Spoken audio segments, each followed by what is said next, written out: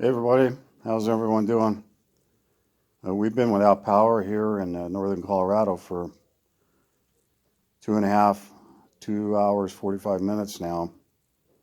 I guess we're in sympathy with Texas and how they've been haven't had any power for, I don't know, 10 days now. And it's just got me thinking, how really completely reliant our modern society is on electricity and to power our homes and everything. I mean, literally everything. I mean, I've got flashlights out here, and I've got my little homemade lamp here. That's a milk carton on a flashlight, which kind of puts out sort of a kind of a bit of light. And over here, we've got our old-fashioned fireplace stove, which is pretty cool because that heats this whole basement here. I'm in the basement sitting here. And we've got our flashlights. We also have a generator that powers most of the upstairs. But it just, looking at Texas and some of those other states that had no power for several days, and I mean, people were freezing and pipes were bursting all over Texas because they're not used to that kind of weather. Just how dependent we are on electricity. And if that power grid was ever disrupted nationally, we'd be in serious trouble, wouldn't we? Like say if a nation, enemy state that wanted to do some damage to us, I don't know, say like Russia, China, Iran, North Korea, say they ever figured out how to completely disrupt our power supply, just how devastating that could be, especially in a really brutal winter. And I think what happened in Texas is just sort of a wake-up call for us. But it's also made me think of some other things too, though. Just how crazy the last year and a half has been. With coronavirus, which started a little over a year ago. It's been a whole year now. I haven't played a gig. I haven't played a music job in over a year. The last time I played outside of this house was in January of 2020, and that was street busking over in Fort Collins. But I haven't played a gig in a whole year. It's these are really strange times. And personally, I think God is trying to tell us something. He's speaking to us not just through this coronavirus, which is really like a biblical plague. It's very similar to the plagues that the Bible describes that hit Egypt or other nations. And when nations completely disobeyed and violated God's natural laws, he would do things like this: send a plague, disaster, weather disaster, a plague of locusts, that would wipe out their entire economy, or like we're seeing a plague that kills people. And I can't help but think that God is speaking to us and he's telling us to repent. We need to turn from our sin. I know this sounds really old hat to a lot of you. You've heard all these types of things before. Oh, repent, the end is near. You see in movies all the times, right?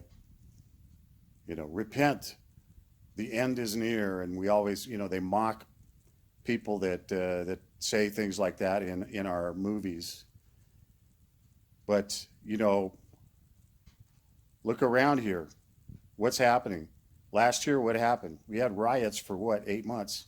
Civil unrest for literally 8, 9 months of last year. Our society, people were burning cities, and in the media called it mostly peaceful protests, which of course is a lie. Our media is lying to us. They're flat out lying to us. And then also last summer we had those fires. Remember the fires we just had in California and here in Colorado too? They burned for 2.5, 3 months. They couldn't put them out. And to me, it's like, wow. I mean, God is speaking to us, and we're not really listening, I feel. We're not hearing what he's saying. He's telling us, you need to stop sinning. You need to stop sinning. You need to stop what you're doing, your homosexual marriages, your transgenderism, and now our Congress is getting ready to pass. Congress is getting ready to pass right now. They're trying to pass, Democrats mainly, this Equality Act. Equality for who? It's equality for a 1% minority of people, transgenders, transsexuals, whatever, sex change people, but for a lot of other people, it's not going to be equal at all. In fact, it's going to be less equal. Because in that law, I've read a little bit about it, and religious people, Christian people, and maybe some other religious people too, may lose religious freedom from this so-called Equality Act. It's misnamed, which politicians do today. They misname things and call them the exact opposite of actually what they're going to do. This might bring some so-called equality to transgenders and others, but frankly, homosexuals and anybody, transsexuals, they've had rights to get a job, to practice whatever they want. They can do whatever they want. But this Equality Act goes way, way beyond that.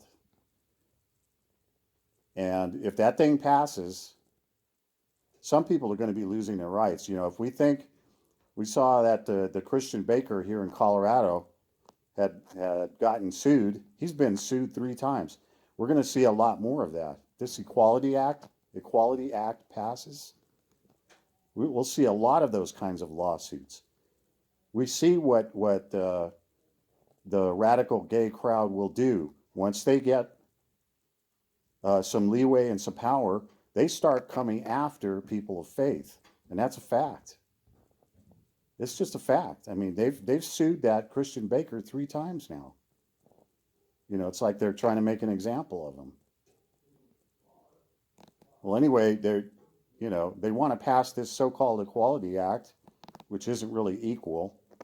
And yesterday I saw the House debates on this, and a young Republican from Florida spoke up and began quoting Tony Evans in the Bible, and what Tony Evans has said about a nation that begins to completely disregard God's natural law, that nation at some point is going to suffer some consequences. And you know what? And Democrat Jerry Nadler got up, and he was angry, and he said something to the effect of no religion and their so-called morality from God, that they say is from God, has any place in this Congress. Okay? That's what he said. This was a member of Congress, the U.S. Congress, in the Capitol building. That's the capital of the United States of America. And Jerry Nadler got up and basically stuck his middle finger in God's face. That's pretty much what he was doing. These are our leaders. And you don't think God's not watching this? He is watching it.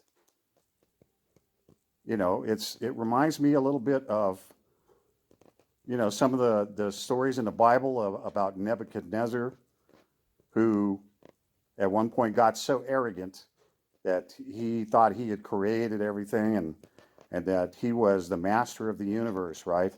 And then God knocked him down on his knees and made him eat grass like an animal for a few years until he humbled himself. But anyway, these people in Congress like Jerry Nadler and some others, I mean, they are literally shaking their fist in God's face. And they think they're right in doing so. They believe they're right. You know, these people are so-called leaders, although actually they're supposed to be our representatives. And they're leading our nation down a path of great immorality, debauchery. You know, if this Equality Act passes, things will happen like, say, a 10-year-old or a 12-year-old child. They begin to think that they want a sex change, and the parents don't want that. This law will ensure that that child can do said sex change, and it completely ignore the parents' will, and in fact might even punish the parents. That's the kind of stuff that's in this so-called Equality Act. If this thing passes, America will be shaking its fist in God's face, defying the natural order that he set up of men and women, the sex of female and male, the chromosomes, XY, XX, you know. If this thing passes, we as a nation will be shaking our fist in God's face. And I'm telling you that destruction will come to this nation. Look at what's happening already. We've got a plague. It's like a biblical plague, man. It's like something out of Ghostbusters, you know. A biblical plague. Fire and hail, brimstone, you know, earthquakes, volcanoes. I mean, but this is no joke. It won't be like Ghostbusters. It'll be real. And we're going full force right into this, ignoring God's natural law of how he set up gender and male and female. Okay, so our power came back on this morning. We had no power last night for 4 hours. But I'm going to finish up where I left off on this video, where Jerry Nadler is thrusting his middle finger in God's face. And if that Equality Act passes, then we could expect further judgment on our nation that we're already seeing. We're already seeing judgment. Coronavirus, the riots, fires last year that lasted for 3 months. You know, Texas without power, the South without power just last week. If that Equality Act passes, we can expect more severe judgment from God, because his patience is just about run out with not just this country, but other countries too. We're trying God's patience, and our leaders, Jerry Nadler, the entire Democratic Party, and quite a few Republicans too. These people are our leaders. They thrust their fist in God's face, and he's going to take action, and we're already seeing that. More severe judgment will be coming if that Equality Act passes. I'm praying fervently it does not pass. But if it does pass, we can expect more severe judgment than we're already seeing in this country. More division, more hate, uh, and other types of crazy weather, and maybe more things than that. We need to be praying for our nation, folks, and praying that our leaders wise up, because they're dragging us into perversion, into great immorality, and they're dragging us down with them. And I'm praying that that Equality Act does not pass. So that's the end of this video. And our power's back on, by the way. So thank you, and we'll talk to you later.